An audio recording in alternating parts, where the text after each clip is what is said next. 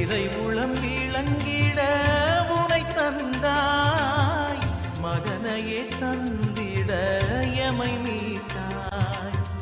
வழிகளை காட்டியே முன் சென்றாய், அவர் வழி நடப்பது முறை என்றாய். வழிகளை காட்டியே முன் சென்றாய், அவர் வழி நடப்பது முறை என்றாய். மங்கள நிலவே மாமரி அன்னையே வாழ்க வாழ்கவே, தாயே வாழ்க வாழ்கவே.